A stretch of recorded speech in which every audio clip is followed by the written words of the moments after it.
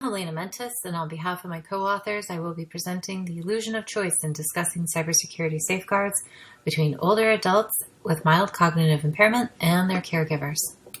Mild cognitive impairment, or MCI, is characterized by memory loss and decision-making impairment that significantly interrupts everyday life.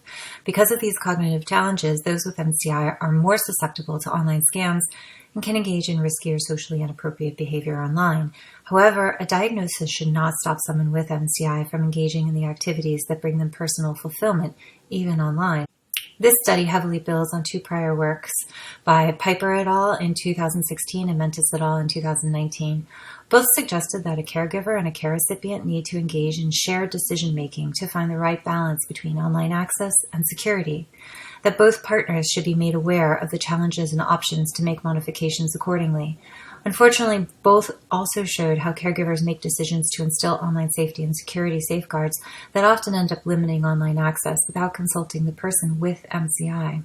The goal of our study was to understand the current online safety and security safeguards decision-making practices between a care recipient with MCI and their caregiver to better understand how they are currently engaging in shared decision-making and the barriers in shared decision-making.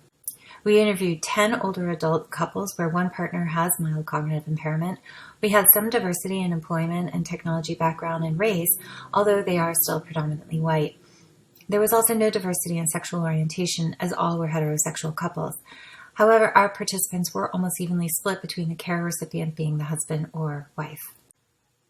What was most evident with all of our couples is that the caregiver had no intention of making decisions without their care recipient's input. All of our caregivers said that they do not make decisions without consulting their care recipient for matters of consequence and wanted to maintain the way they interacted before the cognitive impairment interrupted their lives. Our couples made it clear that their intention is to always engage in shared decision-making, as that is what is done in a partnership. And yet we have evidence that they do not engage in shared decision-making in matters of instilling online safety and security safeguards. Caregivers describe the safe and secure online environment that they created to allow their partners to continue to engage online.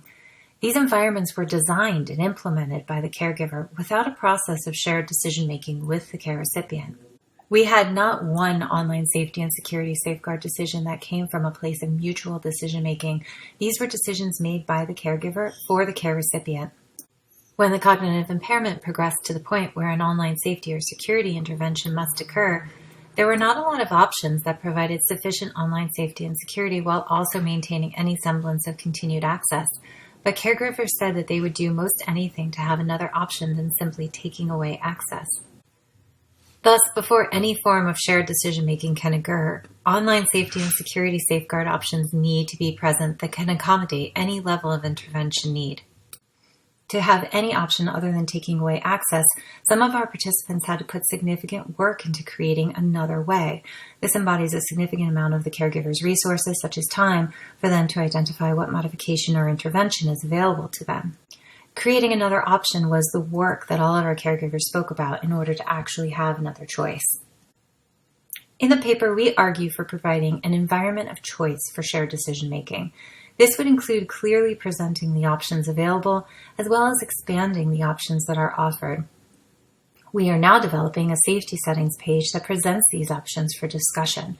For instance, options for safety and security settings on links and emails ranging from not interfering to deactivating. So perhaps next year you will be watching that demonstration and study presentation. Thank you to Allison Larson, who supported interview collection, and of course our couples.